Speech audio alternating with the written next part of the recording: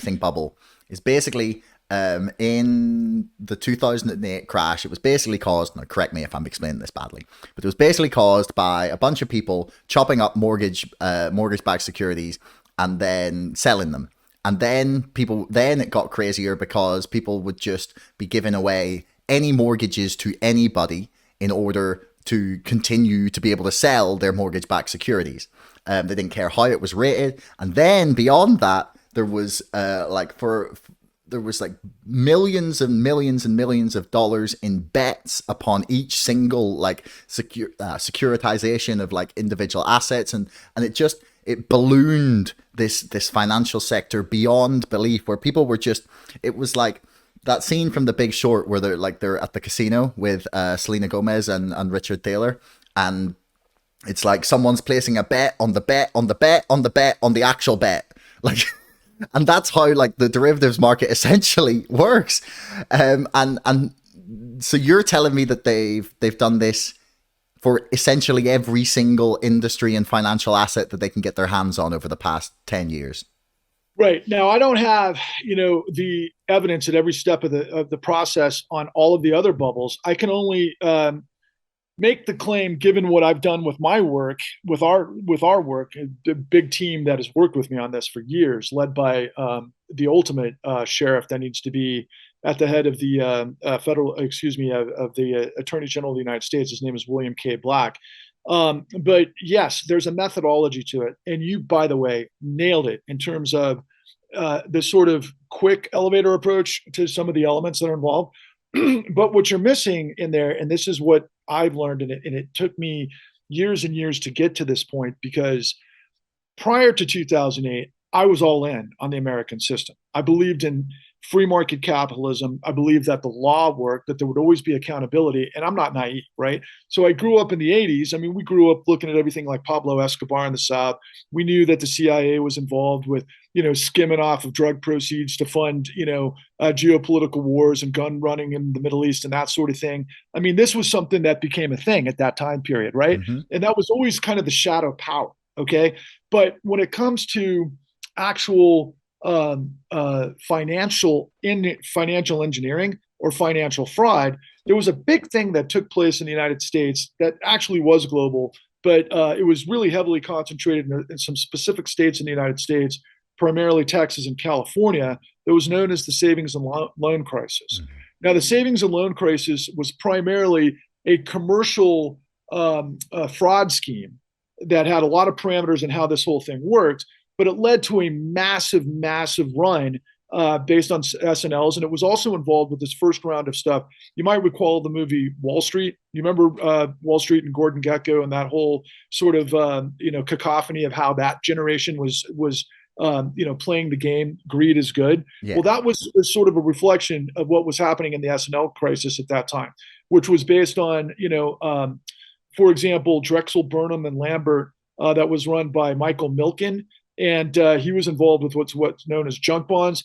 A lot of the times, these junk bonds were fueling major what we call control fraud schemes. That probably the most known one was Trump's casinos and Taj Mahal. Yeah. So Donald Trump was deeply involved with control fraud from the very beginning. And what is control fraud exactly?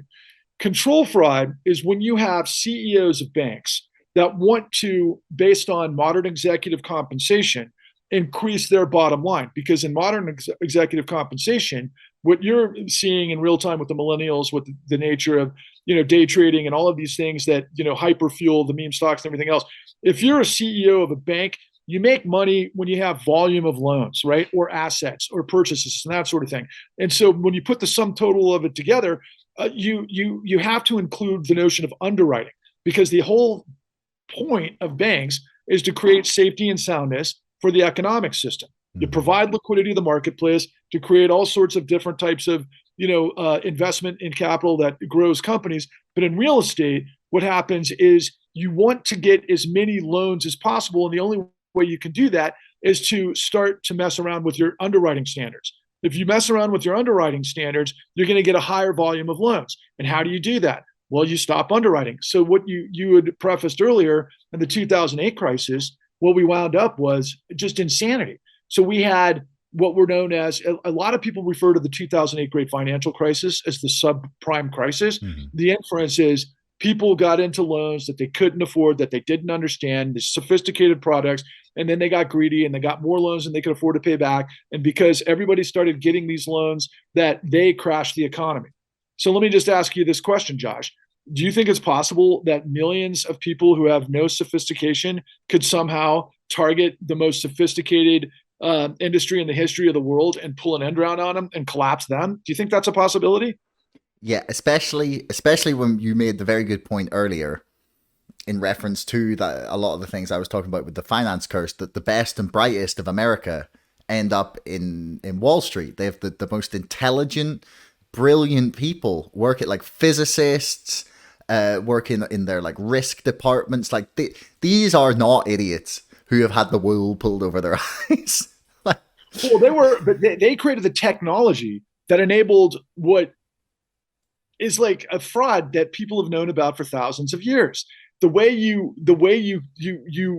prevent runs is through proper underwriting. So with control fraud, you take down the regulations, and they did this in concert during the Clinton administration, where all the big guns of that administration were known as the President's Working Group at the time. And you had the head of the SEC, Arthur Levitt. You had the head of the Treasury, which was Robert Rubin. You had and he came out of Goldman Sachs. Then you had none other than Harvard's guy who's been there the whole time, Larry Summers, and then there was other on the periphery from that.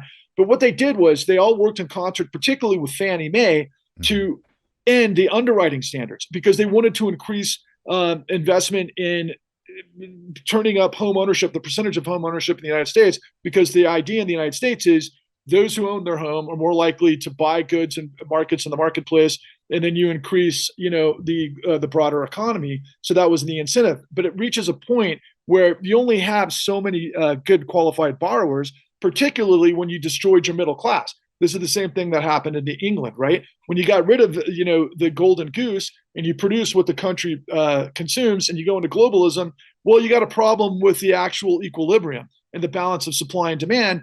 And then what we ended up doing was we got rid of the guardrails. So at the highest levels during the Clinton administration, they get rid of all of the regulatory capacity. For example, Glass-Steagall, which separates commercial banking from investment banking, which prevents casino capitalism. That was the whole idea, and we learned that after the Great Depression.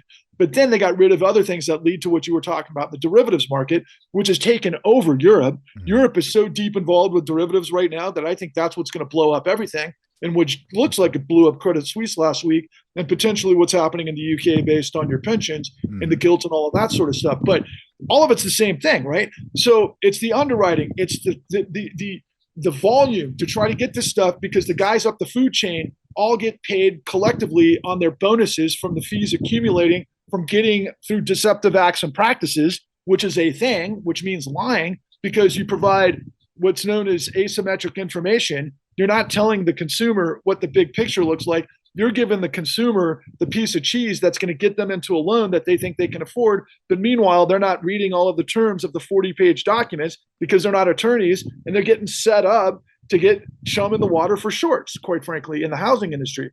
So what does it all mean in terms of the question you asked at the beginning? Where are we in the conversation?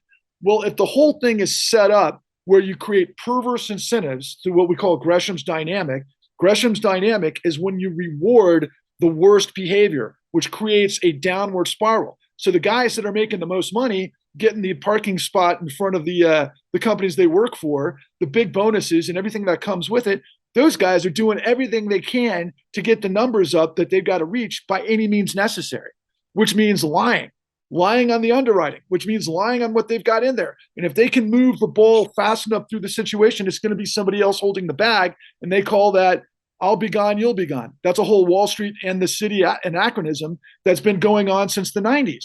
But what happened was when you get rid of regulation, you get rid of the cops on the beat. So you guys were asking, where's the SEC, right? What's the SEC? Well, you hear all the time in the United States now, and this is absolutely insane. Well, the SEC doesn't have enough resources to be able to handle the types of fraud that they're dealing with. Well, what do you do if you're a country like the United States or the UK with a lot of muscle and you decide, well, I mean, do we just let terrorism happen because we didn't fund enough people to try to prevent it? Usually you see you start funding a situation to prevent that, Yes. and lay down laws to prevent that, which they don't do, which is the biggest tell at the poker table, right? The biggest tell is, well, the whole system's fucking corrupt. So therefore, that's what we're in the midst of. And I hope that didn't get too far in the weeds, but the bottom line is there's a whole mechanism in engineering that goes through that, and it's called control fraud. Hey everyone, thanks for making it right the way to the end of the podcast. I love that you tuned in this long. Do me a favor, hit subscribe, because 80% of you bastards are not subscribing, but you're watching my videos. See you next time.